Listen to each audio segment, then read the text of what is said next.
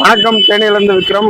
பார்த்தீங்கன்னா நம்ம 1 HP motor இறக்க போகிறோம். இதுக்கு நம்ம காலம் பைப் தான் யூஸ் பண்ணிக்கிருக்கோம்.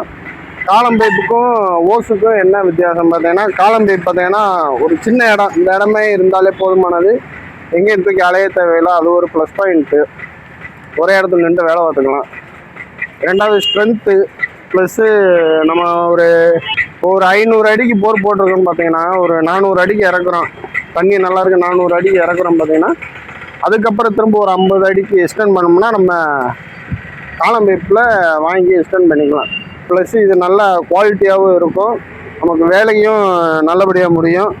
ஓசத்துக்கிட்டு தெருவா அலையணும்னு அவசியம் கிடையாது காலம் பைப்பை பொறுத்த வரைக்கும். இங்கே இறக்குறது பார்த்தீங்கன்னா 12.5 கேஜி. நம்ம ஆழம் ஜாஸ்தியாக கேஜி கூட போயிட்டே இருக்கும். 21 இந்த மாதிரி ஜாஸ்தியாக போயிட்டே இருக்கும். நீங்களும் வீட்டில் புதுசாக போகிறீங்கன்னா காலம் பைப்பு வாங்கி யூஸ் பண்ணுங்க. அதே பெஸ்ட்டு, நமக்கு வேலையும் நல்லாயிருக்கும். பைப்பு ஓஸ் வெடிச்சிருச்சு, இடையில தண்ணி வெள்ள ஓஸ் வெடிச்சிருச்சு, அந்த பிரச்சனை இருக்காது.